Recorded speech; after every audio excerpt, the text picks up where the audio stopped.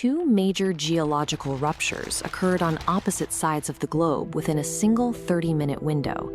It is a synchronization that mirrors a deadly pattern, one that suggests the west coast of the United States is next. The event began near Caracas, Venezuela. A magnitude 7.2 earthquake struck the tectonic boundary just outside the capital, threatening a metropolitan area of millions.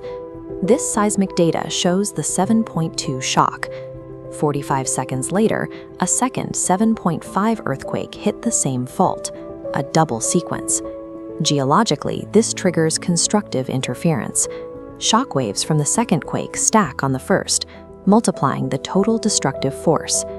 As the fault lines in Venezuela were tearing apart, the Pacific Plate responded. At that same moment, a magnitude 6.9 earthquake struck off the coast of Japan. These events are too synchronized to be isolated occurrences.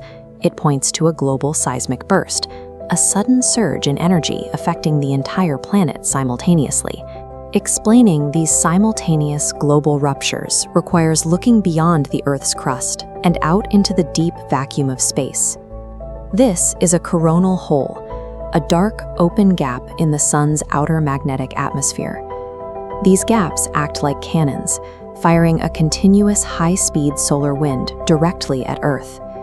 Just before the quakes in Venezuela and Japan, Earth connected with one of these streams, causing a massive influx of energy into our magnetic field.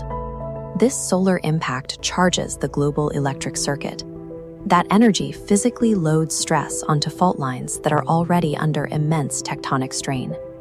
While the exact physics remain a subject of research, the correlation is clear. Extreme solar wind bombardments are a primary driver for sudden, deadly spikes in global seismic activity. This exact sequence of cosmic triggers and geological ruptures has happened before.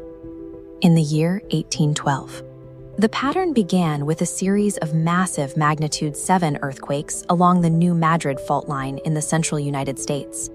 By March, that stress had migrated. Caracas, Venezuela was hit by a double sequence earthquake, almost identical to the one we just witnessed. That event claimed between 10,000 and 20,000 lives. It proved that infrastructure simply cannot withstand the compounded force of a double sequence. By December of that same year, the seismic pressure reached the west coast, triggering a massive double sequence earthquake in Southern California. This historical record shows a connected chain reaction of stress transferring across the globe. The current cycle is already following this path. It began with an unusual magnitude 5.6 earthquake in Willits, California, followed immediately by the double sequence in Caracas. The timing and the location of these events suggests that the 1812 seismic timeline is repeating. History is rhyming with current data in a way that geologists cannot ignore. The kinetic energy from the Venezuela rupture is currently propagating through the Earth's crust, loading immense stress onto other global fault zones. This coincides with the upcoming full moon. Gravitational tides physically flex the Earth's crust, adding maximum tidal pressure to faults that are already reaching their breaking point. This pressure is moving towards the San Andreas and Cascadia faults. Both systems are severely overdue for a major rupture. Every modern indicator, the solar wind, the seismic propagation, and the tidal stress, aligns with the 1812 timeline that ended in California.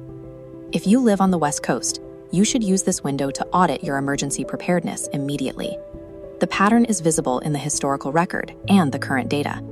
Preparation is the only defense against a sequence that has already begun to repeat.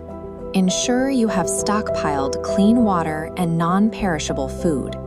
You must be ready for a total grid failure that could last for weeks. You will also need off-grid communication tools. When the cellular networks fail, a hand crank radio will be your only source of information.